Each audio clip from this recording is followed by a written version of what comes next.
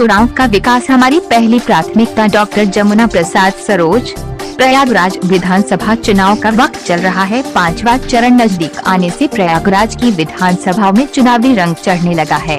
सभी पार्टी के स्टार प्रचारक 5वें चरण के अपने प्रत्याशियों की जनसभाओं में भाग ले रहे हैं और अपनी पार्टी के जनता से वोट मांग रहे हैं। इसी तरह प्रत्याशी भी ताबड़तोड़ जनसंपर्क में लगे हुए हैं और जनता को रिझाने के काम कर रहे हैं।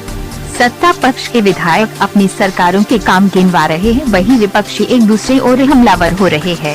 प्रयागराज की सुराव विधानसभा के विधायक अपना दल एस के प्रत्याशी डॉक्टर जमुना प्रसाद सरोज अपने क्षेत्र में बड़ी मेहनत कर रहे हैं। सीधे साधे डॉक्टर जमुना प्रसाद सरोज जनता को अपनी बात बताते हैं और कहते हैं कि हमको ये नहीं मालूम था कि राजनीति की बातें दुकानों और चौराहों में भी होती है।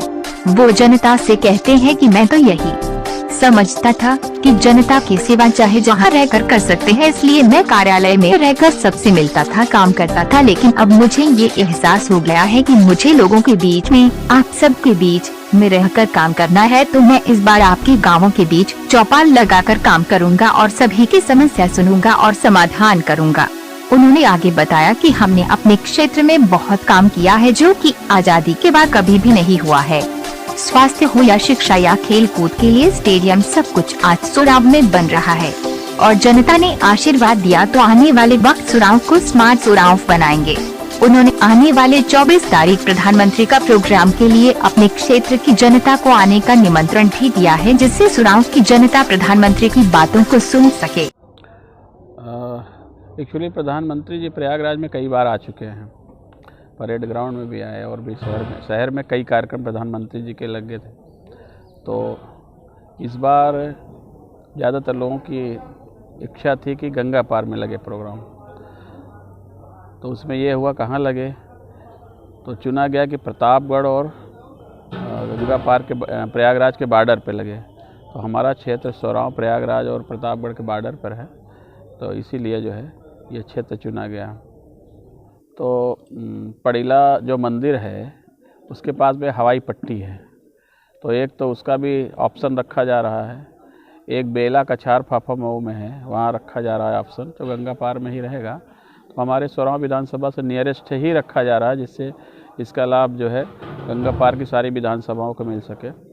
हमारी तरह तो बहुत ही बढ़िया रैली चल रही है और इस बार ज़्यादा खुशी हमको ये हो रही है कि भारतीय जनता पार्टी के कार्यकर्ता पदाधिकारीगण बहुत ज़्यादा मेहनत कर रहे हैं, बिल्कुल समर्पित भाव से और बिल्कुल ईमानदारी और लगन से तैयारी कर रहे हैं और बहुत ही अच्छी स्थिति बन गई है।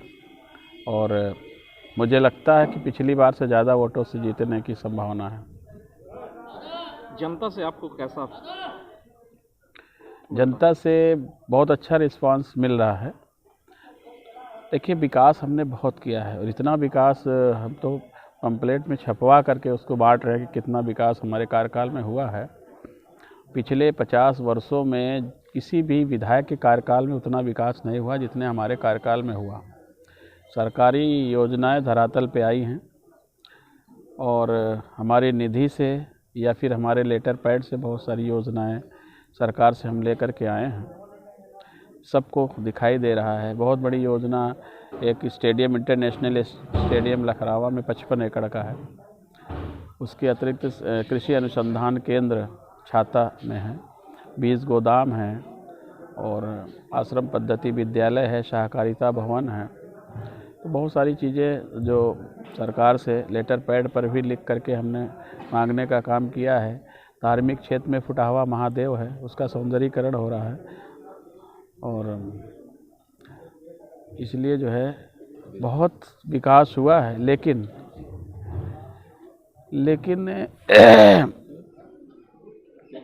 जो पब्लिक का जो रुझान है वो शुरू में तो पब्लिक का रुझान कम था, क्योंकि जब कोई भी व्यक्ति एक बार विधायकी लड़ लेता है एक बार, तो निश्चित रूप से एंटी इनकम्बेंसी वोट कुछ होते हैं। तो हमारे यहाँ कुछ ज़्यादा ही बन गया था, क्योंकि कुछ र्यूमर भी गलत उड़ाया गया था कि नहीं दिखाई दिए। आप लोग भी जानते हो, हमारा क्षेत्र भी जानता है कि पार्टी ने बड़ी जिम्मेदारी दी। इस समय प्रदेश अध्यक्ष की जिम्मेदारी पार्टी पर है, तो पूरे प्रदेश में काम करने का अवसर प्राप्त हुआ, तो इसलिए क्षेत्र में समय कम दे पाया।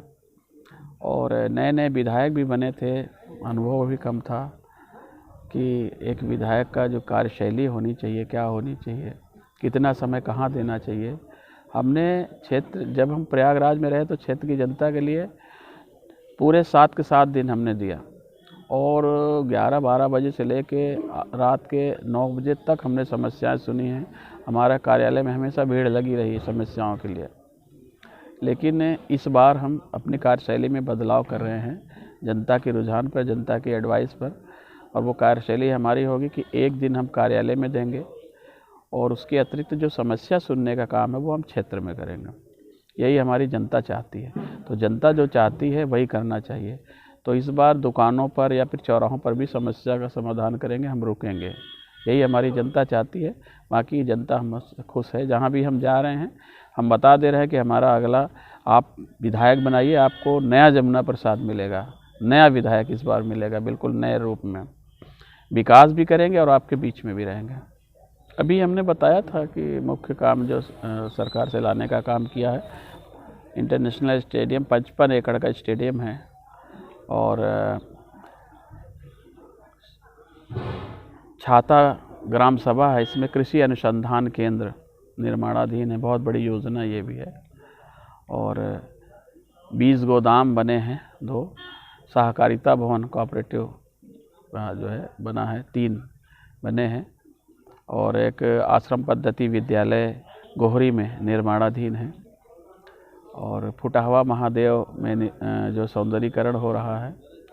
इसके अतिरिक्त 9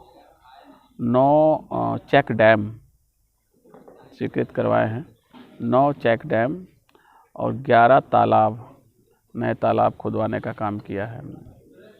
नए तालाब, 11 तालाब, 5 नलकूप सिंचाई की, जहाँ जहाँ व्यवस्था कमज़ोर थी वहाँ 5 नलकूप जो है स्वीकृत करवाए हैं, वो बन गया है।